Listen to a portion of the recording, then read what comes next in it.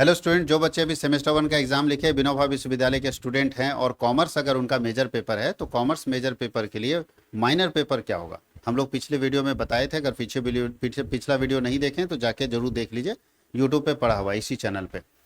पिछले वीडियो में हमने बताया था कि जो माइनर पेपर है उसमें वोकेशनल पढ़ना है। देखिए ये माइनर वोकेशनल है, वोकेशनल माइनर पढ़ना होगा आपको हर इवेंट सेमेस्टर में, यानी सेमेस्टर 2 में, 4 में, 6 में और 8 में। तो सवाल है कि सर बहुत सारा माइनर होगा, कॉमर्स का माइनर क्या होगा और कैसा एग्जाम पैटर्न होगा। तो देख लीजिए, तो सिग्नेचर कौन कौन प्रोफेसर किए, देखिए यहाँ पे साफ लिखा है, इसको पढ़िएगा।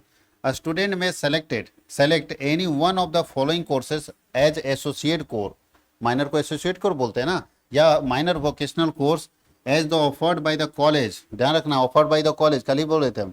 कॉलेज आपको देगा कि इसमें से क्या चुनना, आप नहीं चुन सकते। माइनर आप नहीं चुन सकते, बीएससी चुन सकते, एसएससी चुन सकते हैं।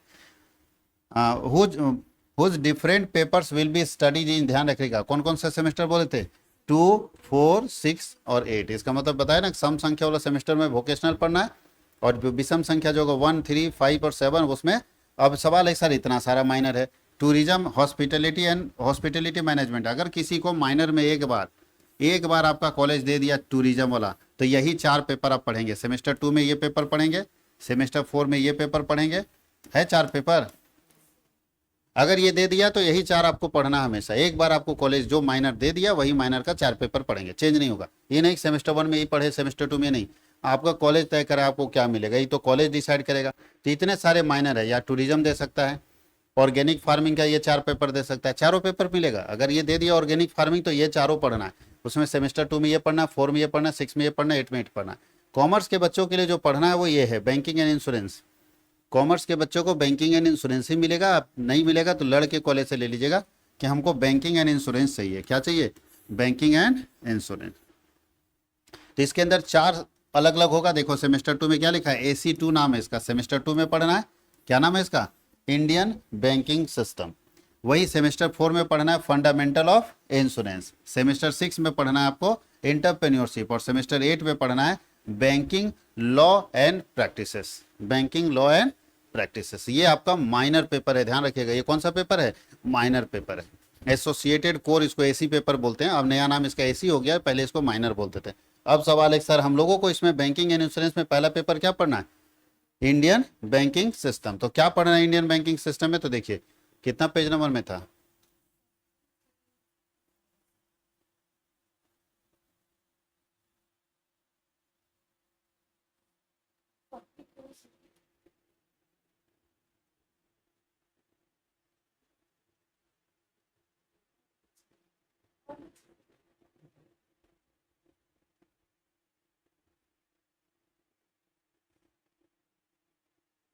Beauty and wellness. ये तो हम लोग का नहीं है,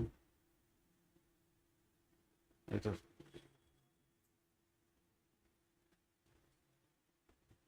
कॉस्मेटिक ही सब तुम लोग थोड़ी देगा। कॉमर्स का आदमी सजाने वजाने की थोड़ी है, ब्यूटिशियन नहीं बनना है कॉमर्स में। कॉमर्स में हिसाब किताब देखना है। स्ट्रेस मैनेजमेंट, अच्छा स्ट्रेस के नीचे है ना।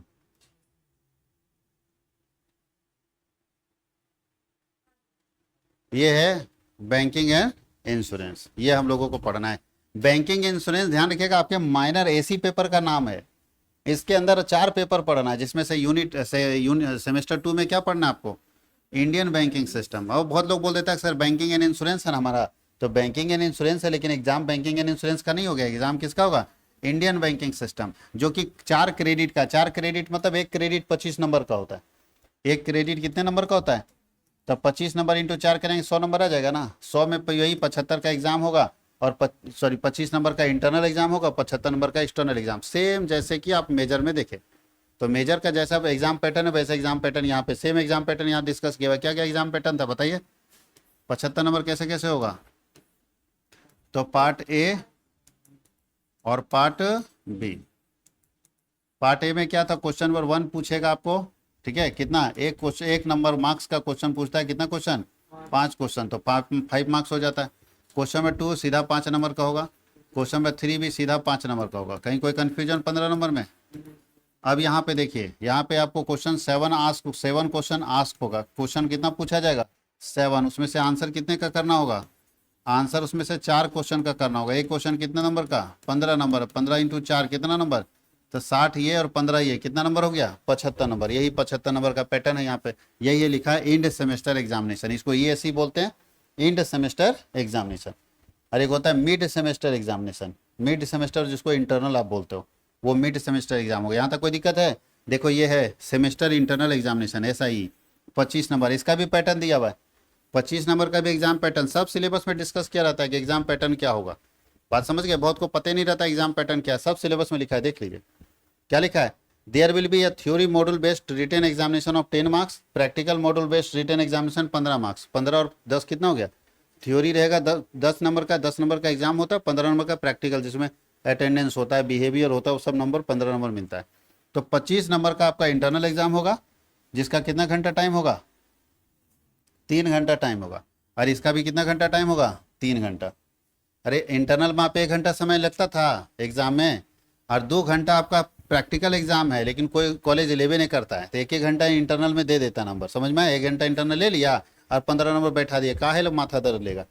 लेकिन 3 घंटे का है, तो आप देखिए यहाँ 1 घंटा आप देते हैं एग्जाम, प्रैक्टिकल आपसे नहीं लिया जाता, जबकि प्रैक्टिकल है, इसमें मॉड्यूल है प्रैक्टिकल, 2 घंटे का मॉड्यूल है प्रैक्टिकल, लेकिन नहीं करवाता है बैंक कॉलेज, तो छोड़ देता है। अगर करवा देगा तो फिर पसीना उतार देगा। प्रैक्टिकल मतलब समझ रहे हो, इंडियन बैंकिंग सिस्टम का प्रैक्टिकल देने का मतलब है कि आपको देगा, बैंक भेजेगा, जाओ वहाँ से काम करके आओ, तुम कोई प्रोजेक्ट बना के लाओ। तो ज़्यादा सरदर्द है तो कॉलेज वाला छोड़ दे रहा है, तब तक चुपचाप रहो, कोई दिक्कत। अब पढ़ना क्या है ये देखिए, चलिए हम लोग कोर्स कंटेंट में चलते हैं। कोर्स कंटेंट के अंदर फर्स्ट यूनिट, मॉड्यूल 1 का मतलब होता है यूनिट 1, पहला यूनिट में हम लोगों को क्या पढ़ना है, तो यूनिट में पढ़ना है introduction of to the Indian banking system. Indian banking system का इंट्रोडक्शन पढ़ना है, मतलब भारत में कैसे बैंक काम कर रहा है, क्या स्ट्रक्चर है, कैसे ऑर्गेनाइजेशन है, वो पढ़ना है। जिसके अंदर इंडियन बैंकिंग सिस्टम पढ़ना, उसका स्ट्रक्चर, उसका ऑर्गेनाइजेशन पढ़ना है, टाइप्स ऑफ बैंक पढ़ना है, सेंट्रल बैंक क्या होता है, कॉमर्शियल बैंक क्या होता है, उसके फंक्शन क्या होते हैं, रिजर्व बैंक ऑफ इंडिया क्या होता है, रीजनल रूरल बैंक क्या होता है, कोऑपरेटिव बैंक क्या होता है, डेवलपमेंट बैंक क्या होता है, सब पढ़ना है। दूसरा पढ़ना है स्टेट बैंक ऑफ इंडिया और उसका फंक्शन पढ़ना है, unit 2। State bank of India का पूरा हिस्ट्री पढ़ना है, उसका फंक्शन पढ़ना है। तीसरा में पढ़ना है बैंकिंग एक्ट बना था 1949 में, इसको बोलते हैं बैंकिंग रेगुलेशन एक्ट, उसके बारे में पढ़ना है कि बैंकिंग रेगुलेशन एक्ट क्या होता है, क्यों बनाया गया था, है ना, ये इसके बारे में हम लोग को पूरा डिटेल पढ़ना है, बैंकिंग रेगुलेशन एक्ट के बारे में। चौथे यूनिट में पढ़ना है regional rural and cooperative bank, regional rural and cooperative bank, जानते हैं RRB, RRB सब जानते हैं, इसको हिंदी में बोलते हैं क्षेत्रीय ग्रामीण बैंक। आपके आसपास में जरूर होगा क्षेत्रीय ग्रामीण बैंक, गांव में होता है ना, क्षेत्रीय ग्रामीण बैंक इसको हम लोग बोलते हैं। और एक बैंक होता है कोऑपरेटिव बैंक, इसके बारे में पढ़ना है, इसका क्या रोल है, क्या फंक्शन है, क्यों इसको स्टार्ट किया गया था, ठीक है, इसके बारे में पढ़ना। और सबसे लास्ट यूनिट में पढ़ना है reserve bank of India. Reserve bank of India क्या है, उसका ऑब्जेक्टिव क्या है, उसका ऑर्गेनाइजेशन क्या है, फंक्शन कैसे करता है, वर्किंग कैसे करेगा, पूरा RBI के बारे में आपको पढ़ना है। और ये है प्रैक्टिकल वाला, जो 15 नंबर का प्रैक्टिकल था ना, वो यही है प्रैक्टिकल 15 नंबर का। ये आपको पढ़ना नहीं है, प्रैक्टिकल है। क्या लिखा है देखिए, तो कंटेम्प्रेरी इशू, मतलब अभी प्रेजेंट टाइम में कौन सा इशू बैंक को परेशान कर रहा है, डिस्टर्ब कर रहा है, उसके ऊपर आपको प्रोजेक्ट बनाने को मिलेगा 15 नंबर का। कॉलेज इसको छेड़ नहीं रहा है, चुपचाप रहिए, दे देगा हालत खराब होगा। देखो क्या लिखा है, एक्सपर्ट का लेक्चर करवाएगा, यानी कॉलेज का काम है बैंक के किसी अधिकारी को उठा कर लाना है और वो आपको कॉलेज में लेक्चर देगा, समझाएगा बैंक के बारे में कि बैंक का क्या प्रॉब्लम हो रहा है, वो समझिएगा, उसका वेबिनार करेगा। अगर सेमिनार होता है ठीक है, नहीं तो फिर डिजिटली करो, वेबिनार करो। सोशल मीडिया प्लेटफॉर्म के जरिए अगर हम लोगों से संवाद करते हैं तो उसको वेबिनार बोलते हैं, वेब के जरिए, वेबसाइट के जरिए। और नहीं तो सामने सामने करते हैं तो उसको सेमिनार बोलते हैं। तो या तो कॉलेज सेमिनार कराए या तो वेबिनार कराए, समझ गए। और वेबिनार कराएगा, उसके बाद आपको प्रोजेक्ट देगा कि आज जो ये मुद्दे हैं बैंक के पास, ये सारी समस्याएं बैंक को आ रही है, इस समस्या का समाधान आप कैसे करेंगे। आप भी प्रोजेक्ट बना के दीजिए, कैसे इस समस्या का समाधान करेंगे। तो बच्चा को बैंक जाना पड़ता है, 1 महीना लगातार बैंक जाइए, वहाँ बैठिए, वहाँ के काम को देखिए, कैसे इसको सॉल्व कर सकते हैं, उसको सोचिए। ये बहुत ज़रूरी है आज के समय में बच्चों के लिए। अगर इसको पढ़ाया जाए ना तो बच्चा का माइंडसेट डेवलप होगा। लेकिन अभी के समय में टीचर भी इग्नोर कर दे रहे हैं कॉलेज वाले, और बच्चा भी बोलता है लीजन 200 रुपये सर, दीजन प्रैक्टिकल नंबर का टेंशन ले लें। 200 देख के बच्चा भी प्रैक्टिकल नंबर ले रहा है। तो ये पढ़ाया नहीं जा रहा है, लेकिन आपके जीवन के लिए सबसे इंपॉर्टेंट चीज़ है। और नई शिक्षा नीति में यही एक अच्छा चीज़ था कि प्रैक्टिकल अप्रोच डाला गया था। लेकिन हम लोगों को तो पढ़ाएंगे नहीं, क्योंकि हम लोगों का कोई काम नहीं, हम लोग ऑथेंटिक भी नहीं है। आपको कोई बैंक हम नहीं भेज सकते, कॉलेज भेज सकता है। कॉलेज अगर साइन करके देगा तो बैंक आपको अपने यहाँ रख लेगा, बैंक 6 महीने 2 महीना 1 महीना अपने यहाँ रखेगा बैंक, अगर कॉलेज साइन करके मुहर करके दे देता है तो आपको बैंक रख लेगा। हम भेजेंगे तो कोई भरोसा नहीं, क्योंकि हम लोग इंस्टीट्यूशन रजिस्टर्ड नहीं है। और कॉलेज जब भेजेगा तो बैंक में जाओगे ना, दिखाओगे सर कॉलेज से हमको भेजा गया है ट्रेनिंग के लिए, तो बैंक आपको अपने यहाँ रखेगा, काम सिखाएगा। समझ आ रही है बात? तो ये काम किसका है? कॉलेज का, ये मेरा नहीं है। हम 5 यूनिट तक इसमें हम लोग डिस्कस करेंगे। कहीं कोई दिक्कत? मैं फिर बता देता हूँ, बार बार हर वीडियो में बता रहा हूँ कि हमारा लाइव बैच शुरू हो गया है। अगर आप लाइव बैच में जुड़ना चाहते हैं तो हमारे दिए हुए नंबर पर कॉन्टैक्ट कीजिए, या आप प्ले स्टोर में जाके CWH ऑनलाइन एकेडमी के नाम से एप्लीकेशन है, उसको इंस्टॉल करिए। जैसे इंस्टॉल कीजिएगा आपको मोबाइल नंबर डालने का ऑप्शन आएगा, मोबाइल नंबर डालिएगा, OTP आएगा, OTP सबमिट कीजिएगा तो डिटेल्स आएगा, उसको भर लीजिएगा।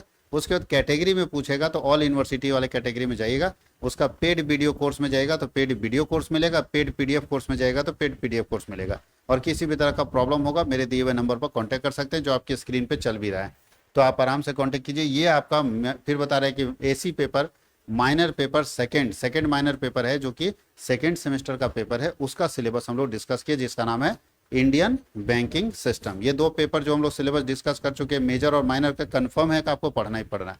तो ये दोनों सिलेबस को बहुत अच्छे से समझिए। एग्जाम पैटर्न भी आपको बता दिया गया, तो एग्जाम पैटर्न को भी आप देखिए और अपनी तैयारी को मजबूत कीजिए, ताकि एग्जाम, चूंकि सेमेस्टर 2 का एग्जाम टाइम से पहले लेगा, आपको उसमें 1 साल समय नहीं देगा, 1 साल आपका समय चला गया।